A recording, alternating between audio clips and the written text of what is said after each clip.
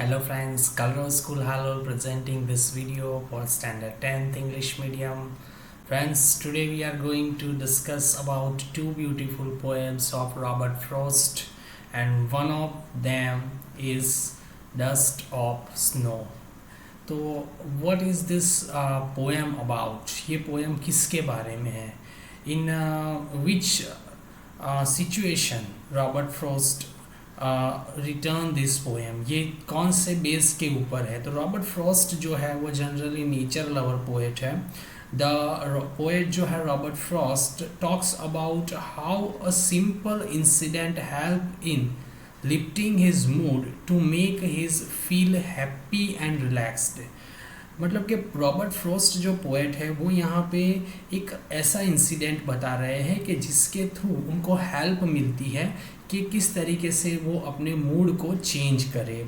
The poet जो है वो एक हैमलॉक ट्री के नीचे बैठे हुए थे. The poet is under a hemlock tree, a tree which has white flowers. Poet जो ट्री के नीचे बैठे हुए थे, जो हैमलॉक ट्री था जिसके वाइट कलर के फ्लावर्स थे, and is known for is poisonous effect. और ये जो ट्री हैमलॉक ट्री जो होता है वो अपने पॉइजनियस मतलब कि जहरीले इफ़ेक्ट के लिए फेमस है. The choice of a tree signifies his negative mood. यहाँ पे ये जो हैमलॉक ट्री को सिलेक्ट करने के पीछे हमारे पोएट का जो इंसिडेंट है वो एक नेगेटिव मूड को प्रेजेंट कर रहे हैं. मतलब कि पोएट अच्छे मूड में नहीं थे, तो यहाँ पे हैमलॉक ट्री जो है वो सिग्निफाइड करता है, किस चीज़ को सिग्निफाइड करता है? नेगेटिव मूड को. While he is sitting under a tree, जब वो ट्री के नीचे बैठे हुए थे वहाँ पे एक क्रो, यहाँ पे देखिए आप ये वर्ड लिखा गया है क्रो. क्रो जो होता है वो वहाँ पे आता है और वो झाड़ के ऊपर बैठता है, और उसके बैठने की वजह से क्या होता है? Suddenly and caused some soft the fine snow to fall on the poet. एक कह सकते हैं थोड़ा सा छोटा सा स्नो का जो पेड़ के ऊपर लगा हुआ था वो सीधा कौवे के बैठने की वजह से पोएट के ऊपर गिरता है. The soft caresses of the cool snow sudden makes the poet feel good.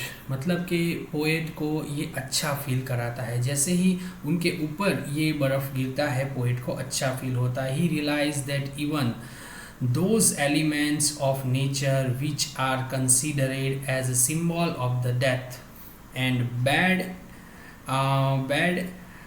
Thing like crow can be causes of the positive turn of the events. Means what कि यहाँ पे पोएट सोचते हैं कि दुनिया के अंदर भगवान ने बहुत सारी ऐसी नेगेटिव चीज़ बनाई है. जैसे कि यहाँ पे एक नेगेटिव चीज़ को लिया गया है जो है क्रॉ, और दूसरे को लिया गया है hemlock tree.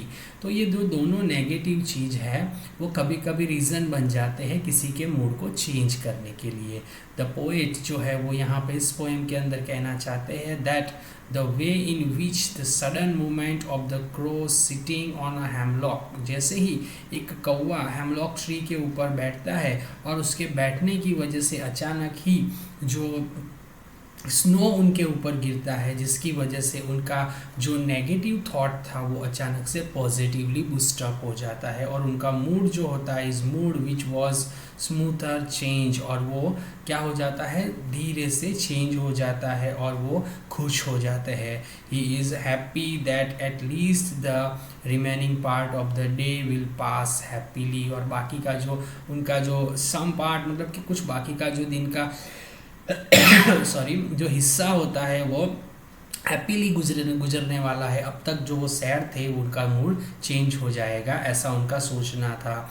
And not like the previous part of the day, उनका जो आगे का जो दिन था जो पूरी तरीके से सैड था, ऐसा सैड अब उनका दिन नहीं रहेगा. प्रीवियस डे मतलब कि आगे का जो दिन था जो उदास था वो अब नहीं रहेगा, अब वो अच्छी तरीके से अपने आप को इस मूड के अंदर कन्वर्ट कर पाएंगे. तो फ्रेंड्स, डस्ट ऑफ स्नो एक ऐसी रॉबर्ट फ्रॉस्ट के द्वारा लिखी गई पोएम है जिसके अंदर क्रो और हैमलॉक ट्री ये दोनों नेगेटिव सिंबल है. इन स्पाइट ऑफ दैट वो किस तरीके से पोएट का मूड चेंज करने में हेल्प करते हैं उनके बारे में ब्यूटीफुल डिस्क्रिप्शन दिया गया है। आई होप आपको ये पोएम के अंदर समझ आया होगा किस तरीके से ब्यूटीफुली डिस्क्राइब किया गया है। यहाँ पे उसकी ग्लोसरी है, that glossary you have to write down in your notebook. ठीक है, whatever the question answers are there. Okay, मैं एक क्वेश्चन का आंसर जो है वो आपको लिख के सेंड करूँगा। I will send the answer of the question number 1, but remaining answers you must have to write down by your own. आपको खुद अपने आंसर्स बना के लिखने हैं, बराबर है। इस तरीके से आपको अपनी नोटबुक में उसको लिखना है। Another poem about the Robert Frost जिसका नाम है fire and ice. Fire and ice ये जो है one of the Robert Frost की जो मोस्ट, जो आप कह सकते हैं कि फेमस पोएम है।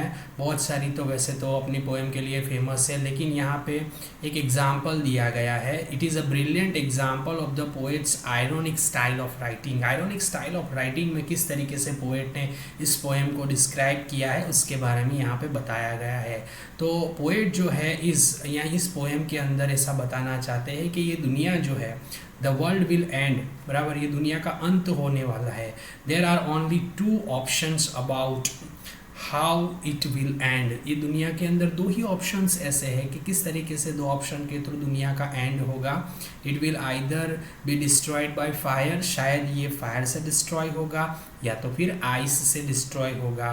There isn't a third alternative, तीसरा कोई ऑल्टरनेटिव है ही नहीं। रॉबर्ट फ्रॉस्ट का ऐसा मानना है कि ये दुनिया जो है वो कम्प्लीटली एंड हो जाएगी, कम्प्लीटली डिस्ट्रॉय हो जाएगी 2 चीज़ों की वजह से, या तो आइस या तो फायर की वजह से। When Robert Frost wrote this poem, ये जब पोएम लिख रहे थे Robert Frost, scientific theory about the sun, यहाँ पे सन की साइंटिफिक थियरी के बारे में यहाँ पे वो डिस्क्राइब कर रहे हैं। वो बताते हैं कि किस तरीके से सन की गर्मी की वजह से बहुत ज़्यादा गर्मी जो है वो पृथ्वी के ऊपर बढ़ जाएगी, और पृथ्वी के ऊपर जब बहुत ज़्यादा गर्मी बढ़ जाएगी या तो फिर बहुत ज़्यादा ठंड आइस की वजह से हो जाएगी तो दुनिया का अंत हो सकता है। द रॉबर्ट फ्रॉस्ट जो है वो इस पोएम के अंदर बताना चाहते हैं ये 2 फैक्ट के बारे में कि दुनिया का अंत या तो शायद आइस से होगा या तो फिर किससे होने वाला है, फायर से होने वाला है। तो ये जो है यहाँ पे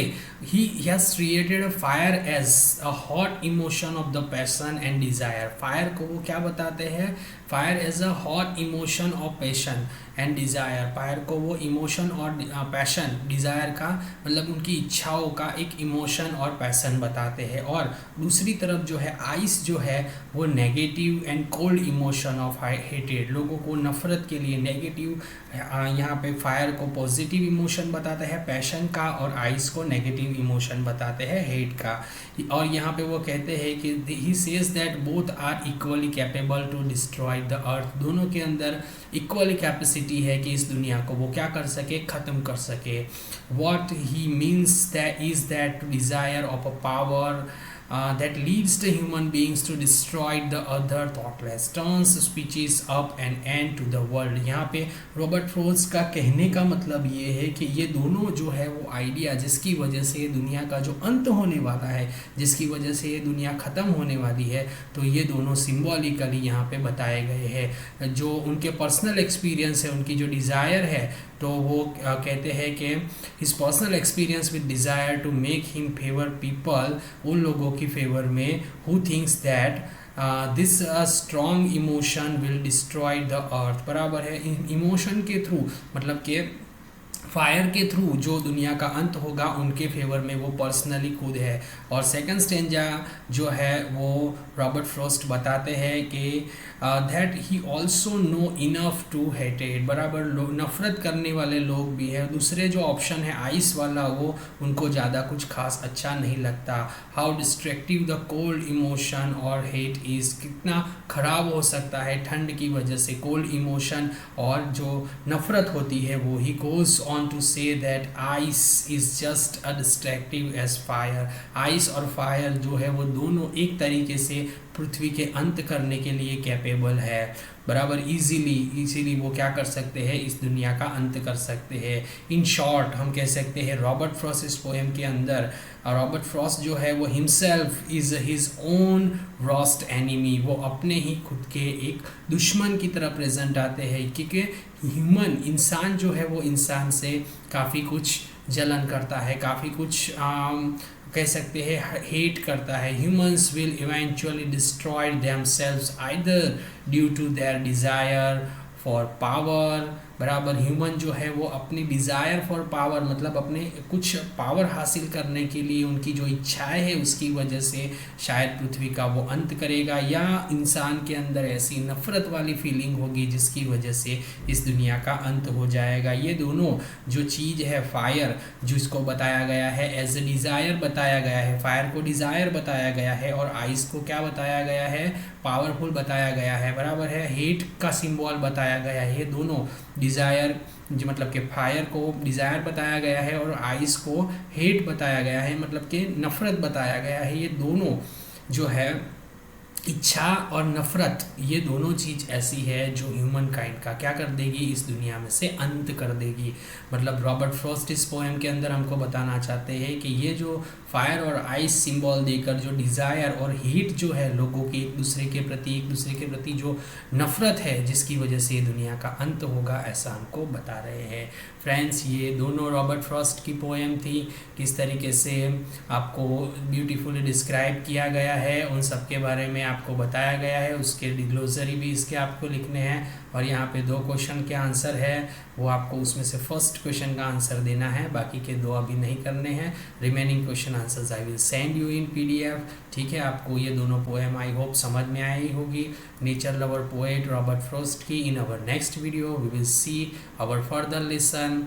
ओके, बाय।